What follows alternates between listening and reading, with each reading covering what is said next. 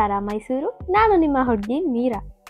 ನನ್ನ ಮೊದಲ ವ್ಲಾಗನ್ನು ತಾಯಿ ಚಾಮುಂಡೇಶ್ವರಿ ಆಶೀರ್ವಾದದಿಂದ ಶುರು ಮಾಡೋಣ ಅಂತ ನಾನು ಅಂದ್ಕೊಂಡಿದ್ದೀನಿ. ನಾವಿವತ್ತು ಮೈಸೂರಲ್ಲಿದ್ದೀವಿ. ನಿಮ್ಮೆಲ್ಲರಿಗೂ ಇಲ್ಲಿನ ಇತಿಹಾಸ ಗೊತ್ತಿದ್ದೇ ಇದೆ, ಆದರೂ ಇನ್ನೊಂದ್ಸಲ ಹೇಳ್ತೀನಿ ಕೇಳಿ. ತಾಯಿ ಚಾಮುಂಡೇಶ್ವರಿ ಮಹಿಷಾಸುರನ್ನ ಇಲ್ಲಿ ಕೊಂದಿರ್ತಾರೆ. ಹಾಗಾಗಿ ಇಲ್ಲಿಗೆ ಮೈಸೂರು ಅಂದರೆ ಮಹಿಷನ ಸ್ಥಳ ಎಂದು ಹೆಸರಾಗಿರುತ್ತೆ. ಅದಾದ ನಂತರ ಬ್ರಿಟಿಷರು ಮೈಸೂರು ಅಂತ ಚೇಂಜ್ ಮಾಡ್ತಾರೆ. ಆಮೇಲೆ ನಮ್ಮ ಕನ್ನಡಿಗರು ಮೈಸೂರು ಅಂತ ಬದಲಾವಣೆ ಮಾಡ್ಕೊತಾರೆ. ಸೊ ಈ ನನ್ನ ಮೊದಲ ವ್ಲಾಗಲ್ಲಿ ಮೈಸೂರಿನ ಸೊಬಗನ್ನು ಸವಿಯೋಣ ಬನ್ನಿ. ನೋಡಿ, ಮಾತಲ್ಲೇ ನನ್ನ ಫ್ರೆಂಡ್ ವರ್ಷ ಕೂಡ ಬಂದ್ಬಿಟ್ರು. ಸೊ ಬೇಗ ಬನ್ನಿ ಹೋಗೋಣ, ಲೇಟ್ ಆಯಿತು ತುಂಬ. ನೀವೇನಾದರೂ ಹೇಳ್ರಪ್ಪ, ಇದರಲ್ಲಿ ಇನ್ನೊಂದು ಮಾತೇ ಇಲ್ಲ.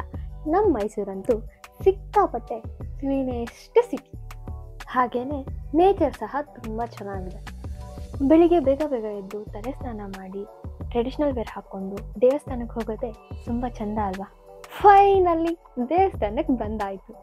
ನೀವೇ ನೋಡಿ, ಇವತ್ತು ಶುಕ್ರವಾರ ಬೇರೆ. ನಾನು ನನ್ನ ಫ್ರೆಂಡ್ ಜನನ ನೋಡೇ ಶಾಕ್ ಆಗಾಯಿತು.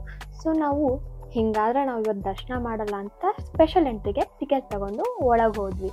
ಅಲ್ಲೂ ಸಹ ತುಂಬ ರಶ್ ಇತ್ತು.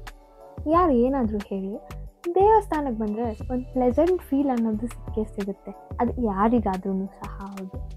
ಒಂದು ಪಾಸಿಟಿವ್ ಎನರ್ಜಿ ಅನ್ನೋದು ಕ್ರಿಯೇಟ್ ಆಗುತ್ತೆ. ನಿಮ್ಗೊಂದು ವಿಷಯ ಗೊತ್ತಾ? ತುಂಬ ರಶ್ ಇದ್ದಾಗ ದೇವಸ್ಥಾನಕ್ಕೆ ಹೋದರೆ ಒಂದು ಬೆನಿಫಿಟ್ ಇದೆ. ಏನಪ್ಪ ಅಂದರೆ, ನಾವು ಒಳಗಡೆ ಹೋಗೋದೇ ಬೇಕಿಲ್ಲ. ಜನರೇ ನಮ್ಮನ್ನು ಕರ್ಕೊಂಡೋಗಿ ದರ್ಶನ ಮಾಡಿಸಿ ಹೊರಗೂ ಸಹ ಕಳಿಸ್ತಾರೆ. ಫೈನಲಿ ದರ್ಶನ ಕಂಪ್ಲೀಟ್ ಆಯಿತು.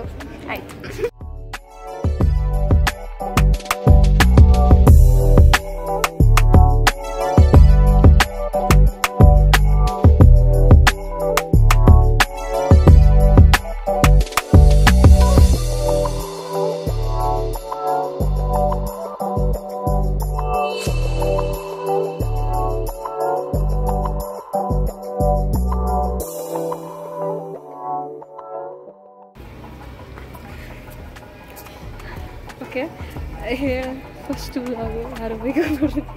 ಏನು ಹೇಳಿ? ಫಸ್ಟ್ ವ್ಲಾಗು ಯಾರು ಬೈಕೋಬೇಡಿ ಅಂತ. ಫಸ್ಟ್ ವ್ಲಾಗು ಹೆಂಗೆ ಬೇಕು ಹಾಗೆ ಮಾಡ್ತಿದ್ದೀವಿ. ಯಾರು ಬೈಕೊಂಬೇಡಿ, ಸಪೋರ್ಟ್ ಮಾಡಿ, ನಮ್ಮ ಅಕ್ಕನ ಬೆಳೆಸಿ. ತಪ್ಪೇನಾದರೂ ಇದ್ದರೆ ಕ್ಷಮಿಸಿ ಅಷ್ಟೇ.